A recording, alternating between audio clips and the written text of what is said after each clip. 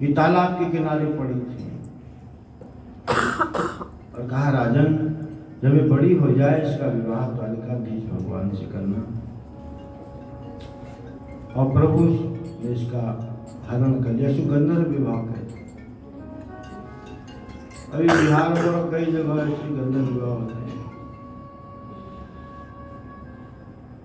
लड़की को भगा कर ले जाना।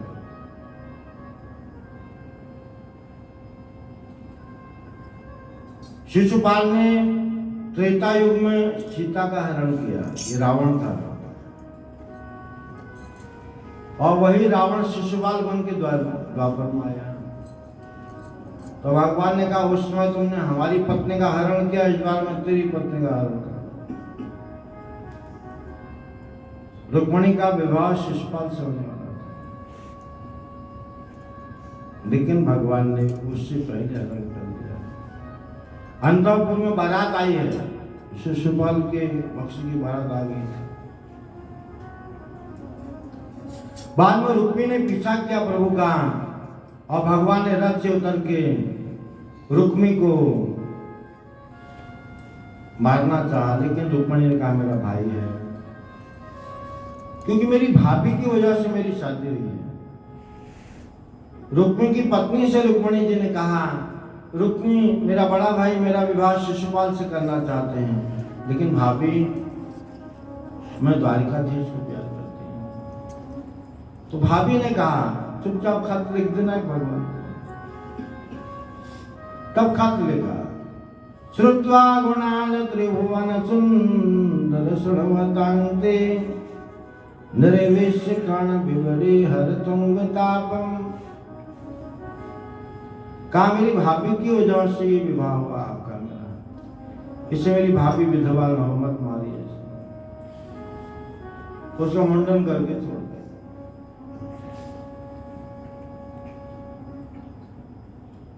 और प्रभु का रुक्मिणी जी से विवाह हुआ। साक्षात लक्ष्मी पधारी हैं और 1 साल बाद भगवान की लड़का हुआ। लड़के का नाम है प्रद्युम्न। कंस का एक दोस्त है संबरासुर, उसको ये बात पता लगी कि द्वारिकाधीश कृष्ण के रुक्मिणी से लड़का हुआ है और आज द्वारिका में महोत्सव मनाया जा रहा है। और ये संबरासुर गया, चुपचाप वो बच्चे को चुरा करके ले आया। आकाश मार्ग पर ले गया, ऊपर से नीचे को फेंक दिया समुद्र में। एक मछली मुंह खोल के बाहर सांस ले रही थी, मछली के मुंह में चला गया। मछुआरे ने जाल फेंका, मछली जाल में फंस गई और मछली संबरासुर के किचन में चली गई। रसोई ने पेट फाड़ा तो बच्चा निकला। रसोई ने कहा महाराज आज जो मछली किचन में आई है पेट में बच्चा निकला है। संबरासुर बोला हमें मछली से काम है, बच्चे को हमारी बच्चों को जो ट्यूशन पढ़ाती है परिचय का उसको खेलने के लिए दे दो। और परिचय का को बच्चा दे दिया और वो परिचय का उस बच्चे का लालन पालन करती है, बच्चे का मसाज करती है, नहलाती है, कपड़े बदलती है, अपने साथ सुलाती है। लेकिन जब वो उसके शरीर का स्पर्श करती है, मसाज करती है, तो उस परिचायिका उस दासी के मन में उस बच्चे के प्रति पति भाव उत्पन्न होता है। जो एक पत्नी का पति के प्रति, पत्नी का पति के प्रति जो भाव है एकांत में, तो उसके मन में वात्सल्य भाव आना चाहिए, मेरा बच्चा है, लेकिन पति का भाव उत्पन्न होता है। तब एक दिन नारद जी ने आके कहा उस दासी परिचायिका से जिस बच्चे का तुम लालन पालन करती है ये तुम्हारे पूर्व जन्म का पति कामदेव है। जब यदुवंश कृष्ण जब यदुवंश कृष्ण कोई हरण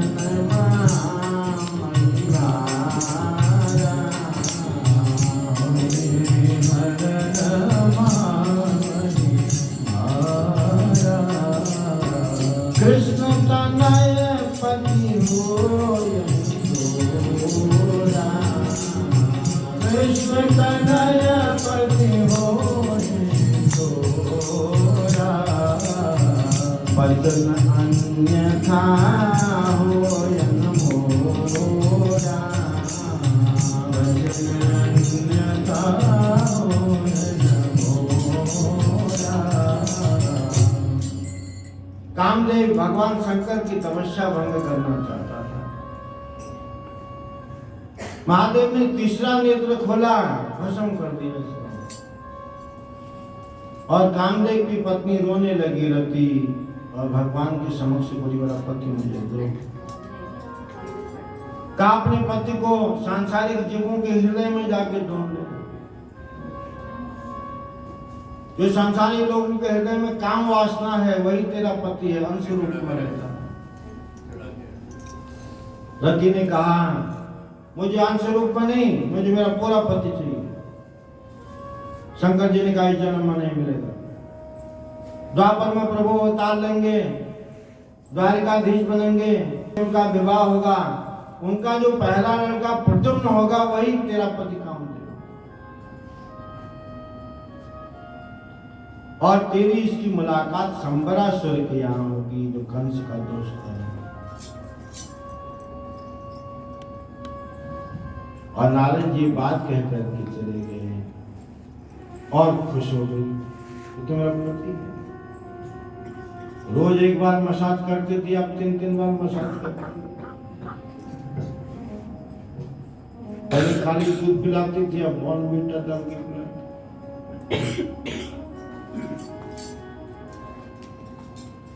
अच्छी केयर कर रही है। और प्रद्युम्न महाराज थोड़ा बड़े हो गए तो मस्करी करती है। महाराष्ट्र में हंसी मजाक मस्करी करते हैं, हंसी मजाक करती है, गुदगुदाती है, छेड़खानी करती। एक दिन प्रद्युम्न महाराज ने कहा, आप मेरी माँ हो, मुझे बच्चे की तरह आपने पाला है, आप मेरे साथ इस तरह की हरकत क्यों करती हैं? संस्कारी है ना, रुक्मिणी की पुत्र है। तब रति ने कहा, भवान नारायण सुतः संवरेण याहतो गृहा अहं ते धिकृता पत्नी रति कामो भवान प्रभु। भगवान नारायण सुतः, आप द्वारिकाधीश के पुत्र हैं। संवरेण याहतो गृहा, इस संवरासुर आपका हरण करके अपने घर में ले आया। और अहं ते धिकृता पत्नी, मैं आपकी अधिकृता पत्नी। अधिकृता पत्नी किसको कहते हैं? जो जन्मांतर में एक ही पत्नी रहे उसको कहते हैं अधिकृता। और अधिकृता पत्नी कैसे मिलती है? भगवान का भजन करने से मिलती है। देखिए, माँ बाप घर में 4 बच्चे, एक कृष्ण का भजन करता है, एक शिव जी का करता है, एक देवी का करता है, एक घर में हुड़का बजाता है, भूत का करता है।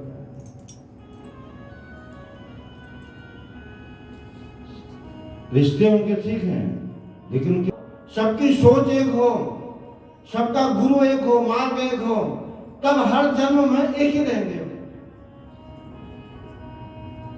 अब इस जन्म में एक है, लेकिन सबके मार्ग अलग अलग हैं। शरीर छोड़ने के बाद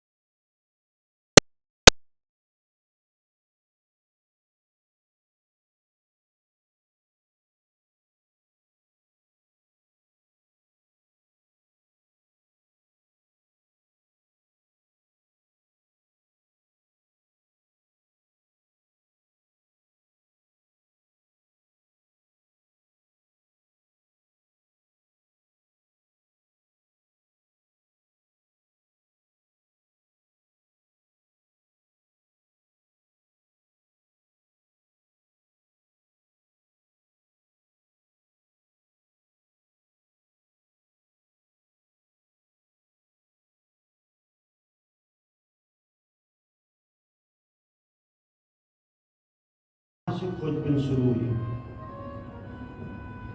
प्रसेन जहां मरा है शेर मणि लेके गया और आगे उस शेर के पंजों के निशान है। और कुछ दूर जाके देखा तो शेर मरा हुआ था। उससे आगे देखा तो भालू के पंजों के निशान थे। और एक गुफा में जाकर के निशान बंद हो जाते हैं। इसका मतलब ये हुआ कि ये भालू के पंजे वाला कोई गुफा के अंदर गया। भगवान ने अपने सिपाहियों से कहा बाहर बैठो, मैं अंदर जाता हूं। भगवान ने गुफा के अंदर प्रवेश किया तो जामवंत जी की गुफा थी। उनकी बेटी जाम्बवती वो मणि से खेल रही थी उस वक्त। अब भगवान अंदर गए, उन्होंने वो लड़की का हाथ पकड़ा, समंतक मणि। अरे कहां से रही समंतक मणि? इतने में जामवंत को पकड़ लिया। भयंकर युद्ध हुआ और भगवान ने जामवंत की हड्डी पसली तोड़ डाली और तब प्रणाम करके चरणों में गिर गए। आज मेरी इच्छा पूरी हुई प्रभु। रामावतार में मैं रावण से युद्ध करना चाहता था। मेरे बदन में बहुत खुजली होती थी मारपीट करने के लिए, लेकिन उस वक्त भी आपने हमसे रावण को नहीं लड़ने दिया, क्योंकि आपने रावण को मार दिया। फिर प्रभु जब राज्याभिषेक हुआ तो दरबार में भगवान ने कहा, तुम सब लोगों ने मेरी सेवा की, जिसको जो कुछ मांगना है मांग लो। तो उसमें जामवंत जी ने कहा, मैं पूरे सीता खोज के दौरान आपके साथ था, लेकिन मुझे कहीं ये खुजली मिटाने का मौका नहीं मिला। ये ताकत है ना जामवंत जी। तो प्रभु से कहा, मैं आपसे युद्ध करना चाहता हूं दरबार में। भगवान ने कहा, मेरे पिता तुल्य हैं, आपने धर्म के मार्ग में मेरा सहयोग सेवा की है, मैं आपसे युद्ध करूं? मैं ये सेवा आपकी नहीं कर सकता। भगवान ने कहा, फिर कभी आपकी इच्छा पूरी कर देंगे हम। तो त्रेता युग में रामावतार में तो नहीं किया, इसमें द्वापर में इसकी धुलाई कर दिया। तो कहा, आज मेरा एकदम मन शांत है, हड्डी पसली टूट गई। हे प्रभु, मेरी लड़की का हाथ आज तक किसी ने नहीं पकड़ा, आपने पहली बार पकड़ा है, छोड़ना मत। इसलिए अपनी बेटी जाम्बवती का विवाह भगवान से कर दिया। भगवान की द्वारिका लीलाएं क्यों सुनाई जाती हैं? भगवान इसमें अपना ऐश्वर्य दिखाते हैं। ये समाज के उन लोगों के लिए कथा है। देखिए, आजकल हर कोई बोलता है मैं भगवान हो गया, या तुमको भगवान बना दूंगा।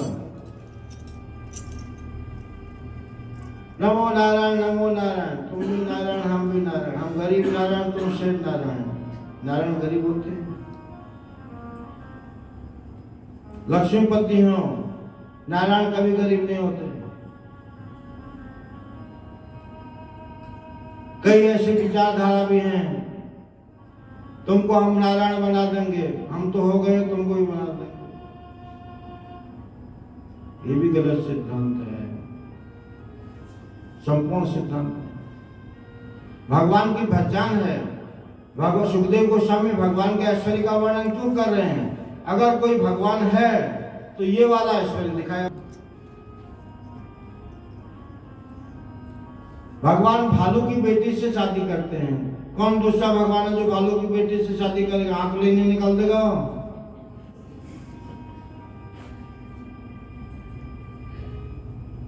ये भगवान के काम है।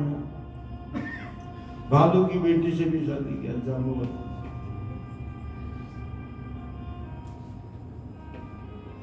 रुक्मणी, सत्यभामा, जाम्बवती। आठ पटरानियां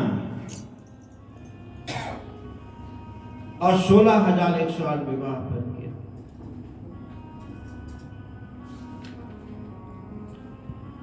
बामासुर के किले में 16,100 राजकुमारियां बंद हैं। एक दूत ने सूचना दी, प्रभु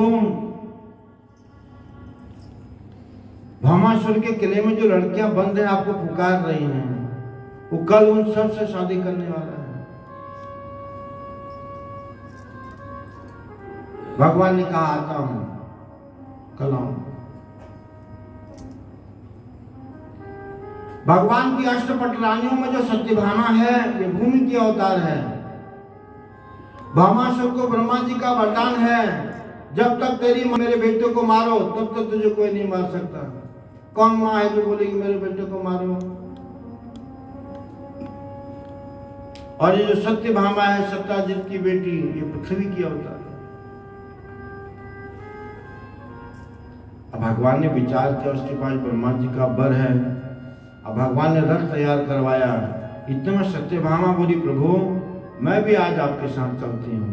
भगवान ने मन ही मन विचार किया, इसी की तो जरूरत हमको है। और सत्यभामा को रथ में बिठा करके भामासुर के किले की तरफ प्रस्थान किया।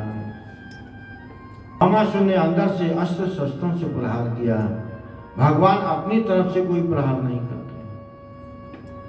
सत्यभामा रथ में बैठी बैठी परेशान हो गई। कहा, प्रभु ये दुष्ट अंदर से इतना प्रहार करता है, मारो ना इसको। प्रभु ने कहा, मैं यही तो सुनना चाहता था। भामासुर की मां कौन है? सत्यभामा है। और जैसे ही सत्यभामा ने कहा मारो इसको, भगवान ने एक ही प्रहार से भामासुर को मारा। 16,100 राजकुमारियों को किले से बाहर निकाला। सब राजकुमारियों ने मन ही मन प्रभु से प्रार्थना की।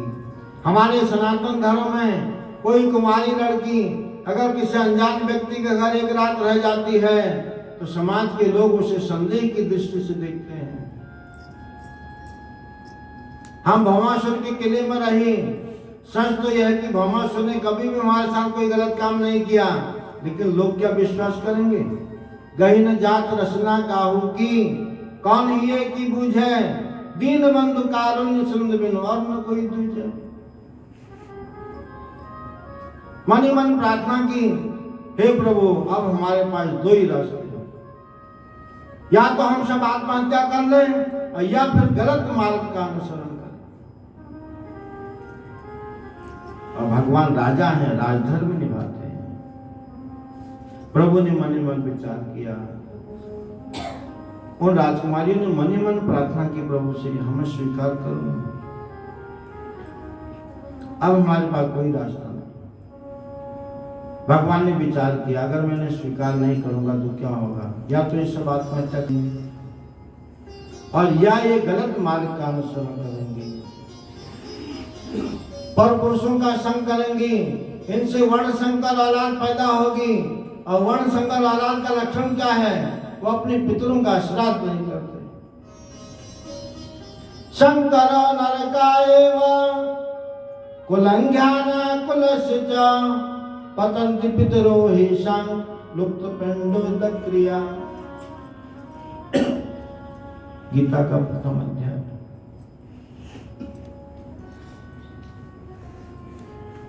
और संसार में वैमनस्य फैल जाएगा। ये वर्ण संकर लोग धर्म कर्म मानते नहीं, ये अपने पूर्वजों का श्राद्ध नहीं करते। कैसे? और ये पूरे संसार में वैमनस्य फैल जाएगा।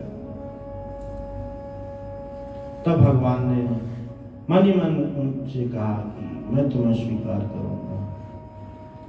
और 16,100 राजकुमारियों से विवाह किया और 8 पटरानियां पहले की हैं। 16,108 पत्नी, एक पत्नी से 10 लड़का, एक लड़की हुआ। 11 इंटू 16,100, इतने तो भगवान के बच्चे हैं। भगवान का ऐश्वर्य देखिए। आपको कोई भी बोले मैं भगवान हो गया हूं, तुमको बना दूंगा, उसको बोलो बोले तुम्हारा बीवी कितना है? बोले बता। आज की जितनी जनसंख्या है इससे लाख गुना ज्यादा जनसंख्या थी उस वक्त। उस समय की जनसंख्या, लेकिन कहीं भी वर्णन नहीं है कि अयोध्या का कोई नागरिक या द्वारिका का कोई नागरिक फलानी फैक्ट्री में कारपेंटर का काम करता था।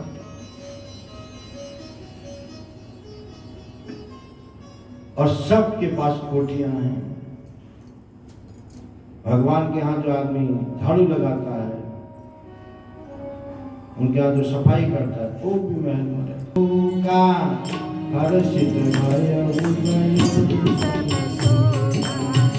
राम राज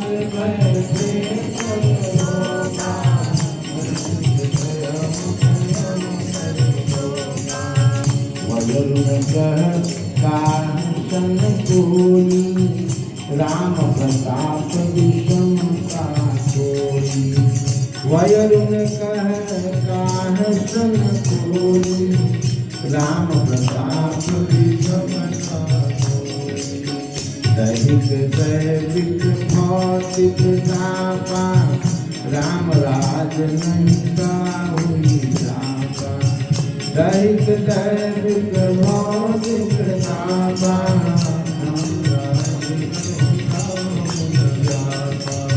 सब नर करहि परस्पर प्रीति। आगे क्या है? सब नर करहि परस्पर प्रीति, चलहि स्वधर्म निरत श्रुत। चलहि स्वधर्म, स्वधर्मम निर्धनम श्रेय परधर्म भया। प्रत्येक जीव अपने स्वधर्म का पालन करता है। स्वधर्म क्या है? जीवेर स्वरूप है नित्य कृष्णदास। ईश्वर अंश जीव अविनाशी, चेतन अमल सहज सुख राशि। गीता ममेवांश जीवलोके सनातन।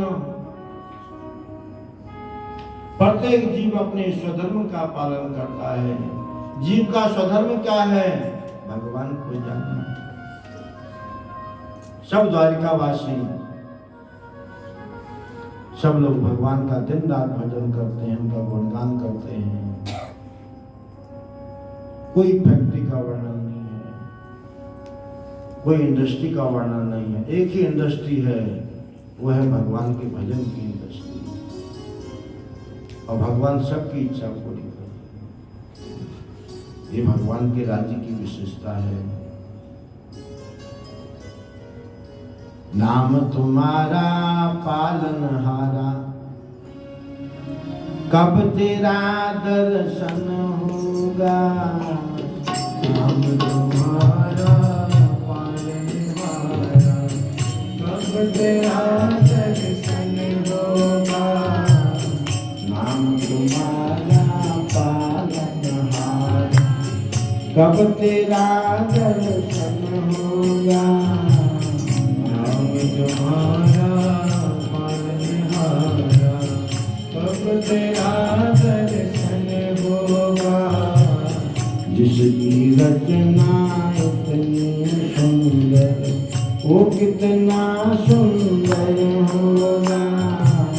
जिसकी रचना सुंदर, वो कितना सुंदर होगा। जिसकी रचना इतनी सुंदर। सागर जग में नाम तुम्हारा है। दीन दयाल दया के सागर, जग में नाम तुम्हारा है।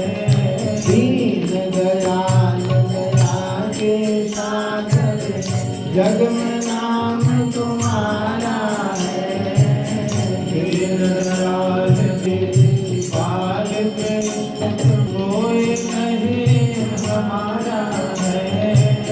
भव से पार उतरने को, भव से पार उतरने को, भव से पार